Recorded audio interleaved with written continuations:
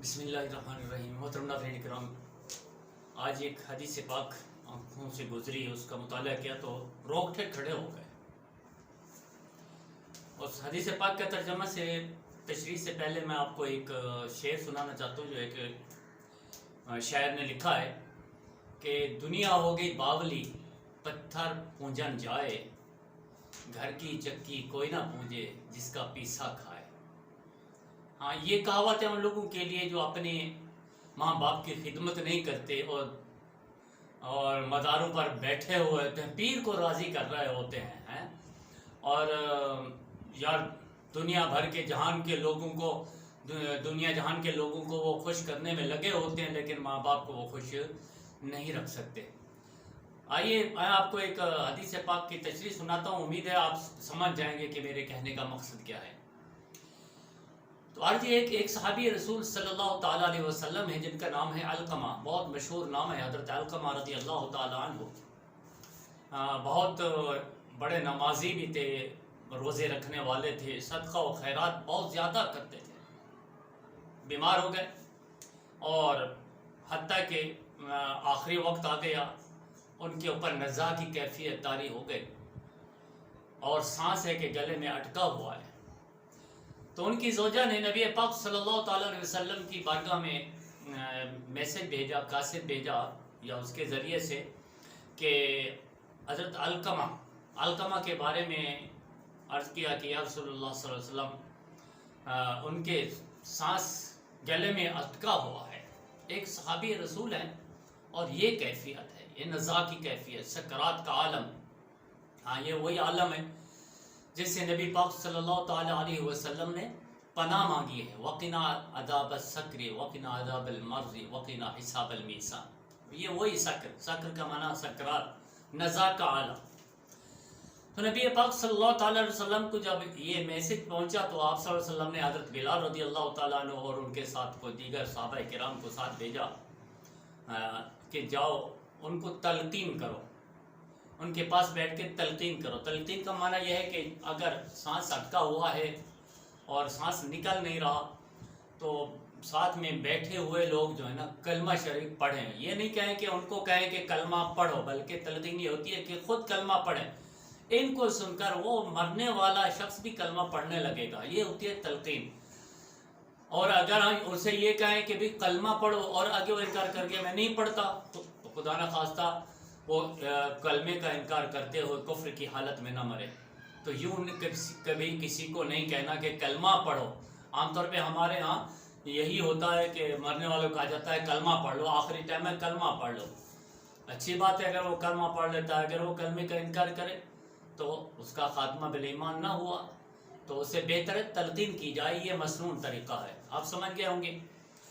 تو صحابہ کرام نے ان کے پاس جا کر تلقین کی، کلمہ شریف پڑھتے رہے، لیکن پھر بھی ان کی روح نہیں نکل سکے۔ تو نبی پاک صلی اللہ تعالیٰ علیہ وسلم کو یہ بتایا گیا۔ تو نبی پاک صلی اللہ علیہ وسلم نے پوچھا کہ ان کے والدین زندہ ہیں؟ تو عرض کی کہ والد تو نہیں ہیں، ان کی والدہ زندہ ہیں۔ تو نبی پاک صلی اللہ علیہ وسلم نے فرمایا کہ اسے میرے پاس لے کر آؤ۔ تو پھر یہ کہا کہ اگر وہ نہیں آ سکتی تو پھر میں ان کے پاس خود آ جاؤں گا۔ لیکن صحابہ جو بلانے کے لیے جا رہے تھے وہ تو چلے گئے، نبی پاک صلی اللہ علیہ وسلم خود چلتے چلتے اس خاتون کے گھر پہنچ گئے اور اسے جا کر جب اس کے گھر میں پہنچے تو وہ خود حیران رہ گئی۔ عرض کی یا رسول اللہ صلی اللہ علیہ وسلم، آپ تشریف لے آئے، تکلیف کی، آپ مجھے کہتے، حکم دیتے تو میں حاضر ہو جاتی۔ خیر، نبی پاک صلی اللہ علیہ وسلم خاموش رہے اور پھر فرمایا کہ یہ بتاؤ علقمہ کیسا تھا؟ تو ان کی والدہ کہنے لگی کہ علقمہ نمازی بھی تھا، روزے دار بھی، روزے بھی رکھا کرتا تھا، صدقہ و خیرات بھی ادا کرتا تھا، نیک تھا۔ تو پھر نبی پاک صلی اللہ علیہ وسلم نے پوچھا تم بتاؤ کہ تم ان سے راضی ہو یا ناراض ہو؟ تو عرض کرنے لگی یا رسول اللہ صلی اللہ علیہ وسلم، میں اس سے ناراض ہوں۔ وجہ پوچھی کیوں؟ تو کہنے لگی کہ وہ جو ہے اپنی زوجہ کو، اپنی اہلیہ کو مجھ پر زیادہ فضیلت دیتا ہے، اس وجہ سے میں اس سے ناراض ہوں۔ اللہ کے رسول صلی اللہ علیہ وسلم نے فرمایا تو اس سے راضی ہو جاؤ۔ انہوں نے پھر انکار کیا تو آپ صلی اللہ علیہ وسلم نے فرمایا چلو ایسا کرو، صحابہ کرام کو حکم دیا کہ لکڑیاں جمع کرو۔ وہ خاتون پوچھنے لگی کیوں؟ لکڑیاں کیوں جمع کروا رہے ہیں؟ ارشاد فرمایا کہ اس لیے کہ میں تیرے بیٹے کو جلاؤں، لکڑیوں میں جلاؤں۔ وہ رونے لگے کہ یا رسول اللہ صلی اللہ علیہ وسلم وہ میرا بیٹا ہے، میں اسے اپنے آنکھوں کے سامنے جلتا ہوا نہیں دیکھ سکتی۔ تو نبی پاک صلی اللہ علیہ وسلم نے فرمایا تو اللہ کا عذاب تو اس سے بھی بڑا سخت ہے، وہ کیسے برداشت کرے گی؟ وہ تو اس سے بھی اللہ کی پکڑ تو زیادہ سخت ہے، دنیا کی آگ سے جہنم کی آگ پھر کئی گنا زیادہ سخت ہے، تو اس سے راضی ہو جا۔ تو نبی پاک صلی اللہ علیہ وسلم نے یہ فرمایا تو اس نے کہا یا رسول اللہ صلی اللہ علیہ وسلم، میں اس سے راضی ہو گئی۔ اس کے بعد نبی پاک صلی اللہ علیہ وسلم کے چہرے پر مسکراہٹ آ گئی۔ آپ نے صحابہ کرام کو، حضرت بلال رضی اللہ تعالی عنہ کو حکم دیا کہ جاؤ علقمہ کو دیکھو ان کا حال کیسا ہے۔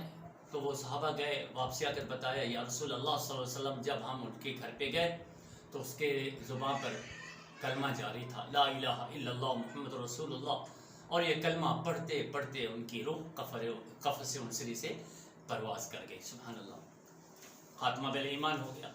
نبی پاک صلی اللہ علیہ وسلم نے حضرت علقمہ رضی اللہ تعالی عنہ کا جنازہ صحیح پڑھایا، پھر ان کے دفنانے کے لیے قبرستان بھی تشریف لے گئے۔ جب ان کو دفن کیا گیا اور پھر جو مسنون طریقہ ہے دعا کا کہ ان کی قبر پہ کھڑے ہو کر آپ صلی اللہ علیہ وسلم نے دعا مانگی، پھر ایک خطبہ ارشاد فرمایا یا معاشر المہاجرین والانصار من فضل زوجته علی امہ فعلیہ لعنۃ اللہ والملائکۃ والناس اجمعین۔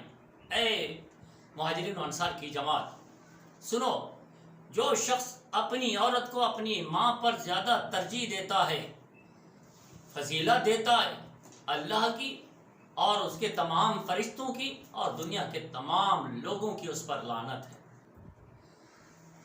تو اللہ کے رسول صلی اللہ علیہ وسلم نے فرمایا یا معاشر المہاجرین والانصار من فضل زوجته علی امہ فعلیہ لعنۃ اللہ والملائکۃ والناس اجمعین، کہ جو شخص اپنی عورت کو ماں پر فضیلت دیتا ہے، بے شک مخاطب فرمایا یا معاشر المہاجرین والانصار، وہاں پر مہاجرین اور انصار تھے، تمام لوگ جو وہاں پر جمع تھے، کہ جو اپنی عورت کو اپنی ماں پر ترجیح دیتا ہے اللہ کی اور اس کے تمام فرشتوں کی اور تمام لوگوں کی اس پر لعنت ہے۔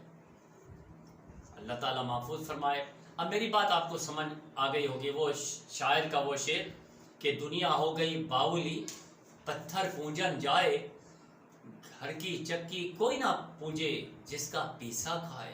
ہاں، اب یہی حال ہمارا ہے، ہم مزاروں پہ پڑے ہوتے ہیں اور وہ اپنی زوجہ کے اس میں پہلو میں ہوتے ہیں لیکن ماں کا خیال نہیں ہوتا، مزارات پہ پیروں کے ہاں خدمت گزاری کی جا رہی ہوتی ہے لیکن اپنی ماں کی خبر نہیں لیتے ہیں جی، اور پتہ نہیں کہاں کہاں بھٹک رہے ہوتے ہیں من کی مرادیں پانے کے لیے، لیکن کبھی ماں کی بارگاہ میں حاضر نہیں ہوئے۔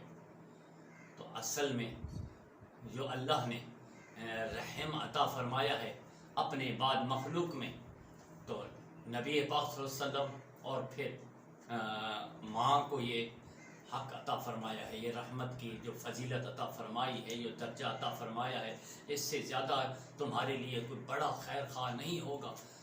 جتنے آپ مزارات پہ آپ ناجائز ایسے پیشانیاں رگڑ رہے ہوتے ہیں اور پتہ نہیں کتنے کے قدموں میں اپنے ایڑیاں رگڑ رہے ہوتے ہیں، پیشانیاں رگڑ رہے ہوتے ہیں، کہیں بھی من کی مرادیں نہیں پائیں گے جب تک کہ اپنے والدین کو اور خاص کر ماں کو راضی نہیں کیا۔